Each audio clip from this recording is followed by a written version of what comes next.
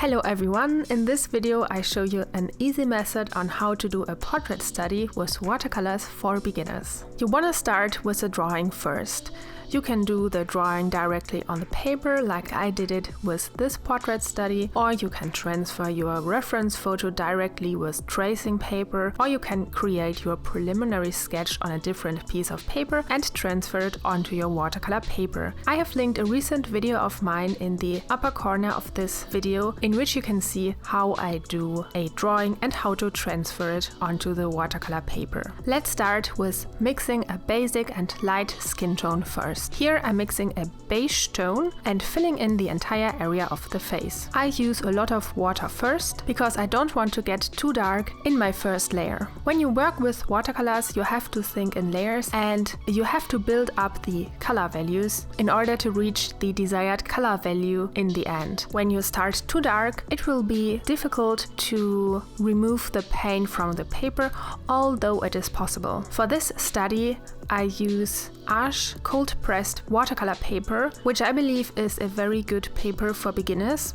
because it allows you to lift off color in the case you have used too much color and you need to correct it. Also, this paper allows you to make very soft gradients, which is neat if you want to do the cheeks, for example. Speaking of cheeks, here I'm mixing cadmium red light and magenta to receive a beautiful cheek tone, and with the tip of my brush I just carefully touch the surface of the paper, and because it is still wet, the color bleeds into the face and you will receive a beautiful gradient. Once the face has dried, we want to build up the surrounding areas too. There are different methods. For this portrait, I chose to make a soft underlying base color for the hair, and for that I am wetting the entire area around her face and use a dark color with the same technique that I applied on the cheek. I carefully touch the surface of the wet area and let the color bleed into the prepared areas. This way we get beautiful soft watercolor effects that in the end can create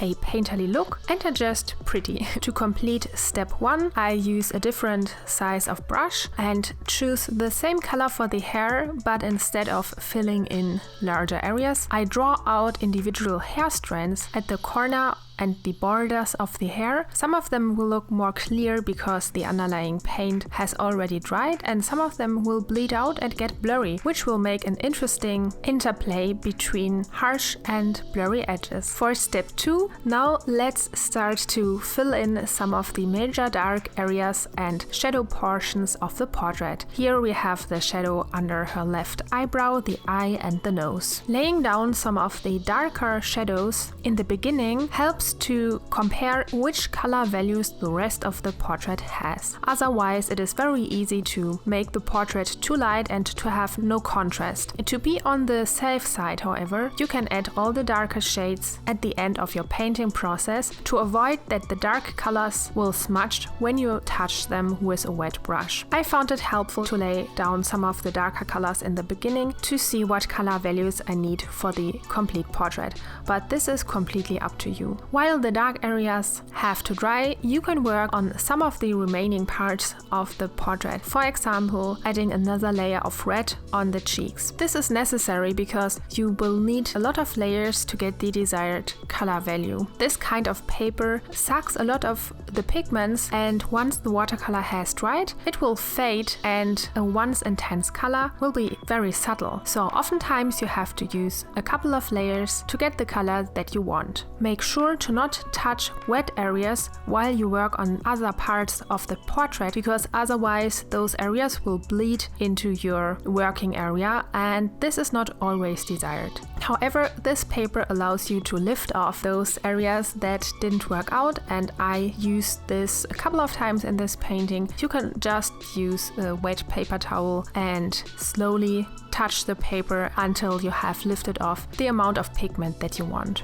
Now let's move on to step 3. Step 3 is basically repeating step 2. After having added all important colors and darker shades on this little portrait, the color had a chance to dry and it faded out. So what we will have to do now is to add another layer, adding more details and intensifying some of the colors in this portrait, like the cheeks, the eyeshadows and her lips. For the eyeshadows, I mixed Van Dyke Brown and Burnt Sienna and use a wet brush to go along the edges of the paint that I had added onto the watercolor paper. This way I can achieve a smooth blending to the surrounding areas. We also find greens and yellows in this face, for example beneath her eyebrows and in the shadow under her nose and at her chin, so I'm adding those colors there to give the portrait a little bit more depth. Now let's go to step 4. In this step we are refining the details of the portrait and working out last kinks that we find. The eyes need a little bit more attention. We want to make sure that the irises are looking in the same direction and that the eyes are even. The same with the lips. I want to make sure that the lip has the same shape as it has on the reference photo, so I'm correcting the form a little bit until I am happy with the result. And the only thing that remains is adding the hair. Here I'm using a large brush and mix a very dark color